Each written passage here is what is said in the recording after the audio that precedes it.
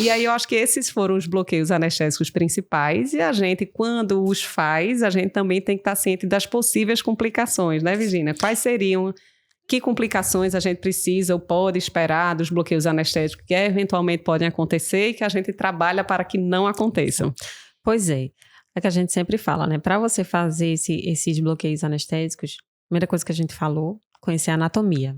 Como é que você vai fazer um bloqueio se você não sabe de onde o nervo está saindo? Sim. Né? Então, conhecer a anatomia, saber fazer direito, né? A técnica correta, porque pode ter complicação, né? Principalmente se você não souber a técnica correta. Sem Por dúvida. quê? Como a gente estava comentando, né? Se você injeta a agulha principalmente direto ali no forame, você pode ter uma injúria neural. E né? dá O paciente- trabalho. Muito trabalho. E E incomoda dói. muito o paciente no E é um pós-operatório. tipo de complicação que muitas vezes não se resolve rápido, né? Pois é. Essas lesões de injúria neural, às vezes ficam meses dando trabalho, o paciente dando trabalho, doutora tá doendo, doutora continua Anestesia, com incomodando. parestesia, eu não tô sentindo direito. Isso. Né? Acontece, pode Pois é. acontecer. Pode acontecer. Então, assim, o cuidado, né? Como a gente não tem como no vaso aspirar o nervo, né? Não Exatamente. existe.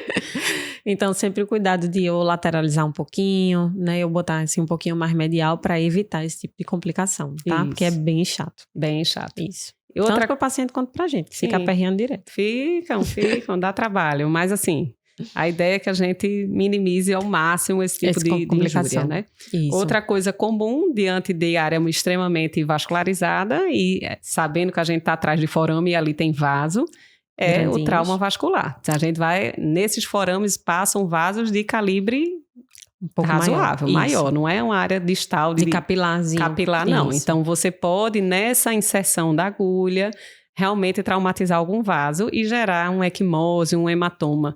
Que nem sempre, né, Virginia, a gente visualiza de cara. Né? Pois é. Lembrem que em cirurgia dermatológica, muitos procedimentos de consultório são rápidos. Então, às vezes você anestesia, pegou bem, anestesiou legal, fez o procedimento às vezes em 20 minutos, meia hora. E tchau. E tchau. O paciente E foi de pra repente casa. o paciente liga ou entra em contato com você, doutora, está assim aumentando o volume do meu rosto, está ficando roxo, sombreado. E aí muitas vezes esse hematoma ainda se formando pelo sangramento da injúria Do trauma. traumática da infiltração do bloqueio no caso, né? Isso. E aí tem que ter esse cuidado. Às vezes vale a pena deixar o paciente, se você tiver dúvida se puxou, se na hora da aspiração, eita, eu acho que eu peguei um vaso, deixa esse paciente um pouquinho ali de repouso no pós-operatório, fique mais meia hora, 40 minutos, uma hora no consultório, né? Isso, se isso acontecer é bom até comprimir um pouquinho, Comprime, né? O local, espera, um sem pouco. pressa. É. A pressa realmente é inimiga. É inimiga, com certeza. É inimiga. Nossa, da perfeição. Não, as coisas só dão errado quando a gente tá apressada, né? Com certeza. Quando assim você diminui a vigilância ou não tem a paciência de aguardar, né? Seja o tempo, né, de ação da anestesia, ou seja um pouquinho da O tempo paciência, da compressão. Isso, Não- isso aí pode... Essa compressão, você faz assim, 3 a 5 minutos, gente, parece uma eternidade quando você tá comprimindo, né? Nossa, não passa 3 minutos. É. Mas é importante, É porque importante. você não tá vendo o sangramento. Uma Isso. coisa é você comprimir ali, quando é superficial, É, o você vasinho tira o saindo. gás e aí você viu, não está sangrando mais. Mas isso é na profundidade. Exatamente. Então, é importante o tempo, é 3 a 5 minutos, segurando, Contínuo, comprimindo, né? contínuo, tá? É. E às vezes a gente explica isso, né? Tem paciente danoso, doutora, eu digo, Esse tempo todinho, espera um pouquinho. Espera, você com uma forcinha ali, digital, segurando aquele ponto, e a gente explica até para os residentes, né, Virginia? Nada de ficar comprimindo, conferindo. Pois Tem é. gente que assim, 10 segundos, tira 10 segundos. Eu digo, parem com isso, comprime e fica. E fica 3 a 5 minutos. 3 a 5 Porque minutos. são esses 3 a 5 minutos que podem evitar que você tenha um problemão depois. Isso. Entendeu? Então, espere mesmo os 3 a 5 minutos, né? Isso.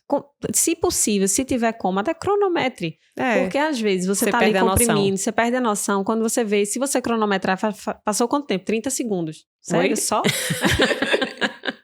Quando a gente tá sem fazer nada, esperando o tempo, vira uma eternidade, né? Exatamente. E vai lá conversando com o paciente. Comprime e segue o jogo. Vamos Exatamente. conversar. Faz parte. Essas pequenas intercorrências, quem nunca?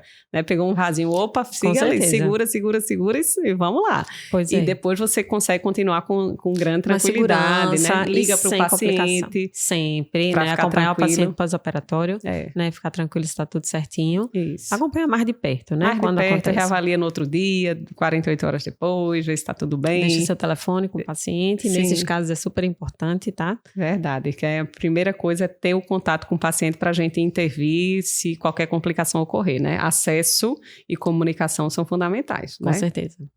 Então, além do hematoma, tem uma coisa também que não é nada agradável, é se a gente esquecer de aspirar. Então, nosso mantra qual é, Virginia? Aspira e respira. E respira. Aspira e espera. espera sem paciência, com paciência, né? Deixa a pressa para lá, porque uma injeção intravascular de anestésico pode trazer uma série de complicações, Muita especialmente toxicidade. se ela tem adrenalina, se for numa face, por exemplo, né? Risco de Exatamente. toxicidade, risco de arritmia, risco de aumento de pressão arterial. Então, por favor, tenham todo cuidado nessas intervenções.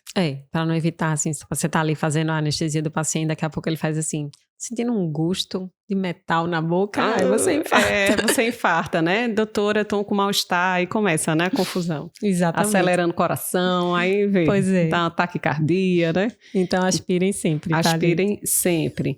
Nessas anestesias também na área periorbitária, seja do infraorbitário, do supratroclear ou supraorbitário, a gente sempre tem o cuidado com relação aos olhos, né? O globo ocular. Vamos ter cuidado nessa intervenção, né? Isso. Não colocar uma agulha tão comprida e ir lá longe, né?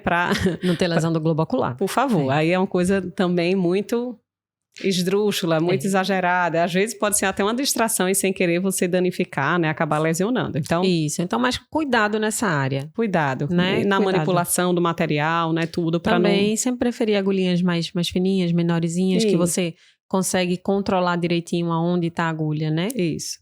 Então, ter bastante cuidado disso aqui. E a complicação da questão dos bloqueios digitais, bloqueios acrais de forma geral, que a gente conversou também, que a principal complicação que a gente corre dela é a isquemia, né?